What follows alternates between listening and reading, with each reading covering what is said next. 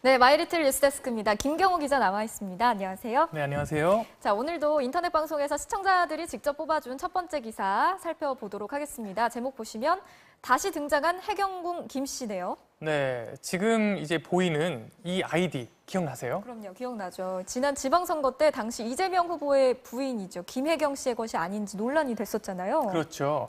당시에 저 아이디로 SNS에 이재명 지사의 경선 상대였던 전해철 의원은 물론 네. 노무현 전 대통령, 문재인 대통령을 노골적으로 비난하는 글이 올라와서 문제가 되는데요. 그렇죠. 아이디가 김혜경 씨 이름의 영문 이니셜과 같죠.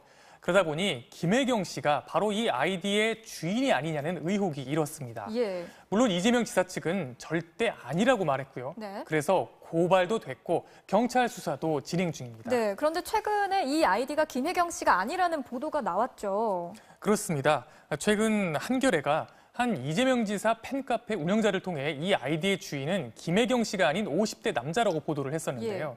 오늘 또 새로운 보도가 나왔습니다. 네. 이 50대 남자가요, 바로 이재명 지사의 전 운전기사였다는 겁니다. 그래, 논란이 될 수 있는 내용이네요. 그렇죠. 경찰은 이재명 지사의 해당 팬카페 운영자를 소환해 조사한 것은 맞지만 예. 아직 해당 아이디의 주인을 특정하지 않았다면서 계속 수사 중이라고 밝혔습니다. 네. 김혜경 씨는 곧 피고발인 신분으로 경찰의 소환 조사를 받게 될 것으로 알려졌습니다. 네, 수사 결과에 따라서 이게 일단락이 될지 다시 논란이 될지 결론이 날 것 같습니다. 자, 그럼 다음 기사 바로 보겠습니다. 제목이요. 계속되는 황제 노역입니다. 그렇습니다. 이 재판 결과 벌금형을 받은 피고인이 형을 받고 한 달 내에 벌금을 내지 않으면 노역장에 가게 됩니다. 네. 그런데 형법 69조에 따르면 노역장 유치 기간이 하루 이상 3년 이하로 제한돼 있습니다. 예. 벌금이 얼마인지에 상관없이 최대 3년만 노역을 할 수 있는 건데 3년이 넘으면 벌금은 전액 삭감됩니다. 그래서 나오는 게 황제 노역 논란이죠. 벌금 수백억 원을 선고받고도 3년만 버티면 된다. 이런 문제가 있었잖아요. 네, 대표적인 게요. 2014년 대주그룹 허재호 회장 사례였습니다. 예. 벌금 254억 원을 받고 일당 5억 원으로 계산된 황제 노역을 했는데요. 당시 사회적으로 논란이 거셌어요. 맞습니다.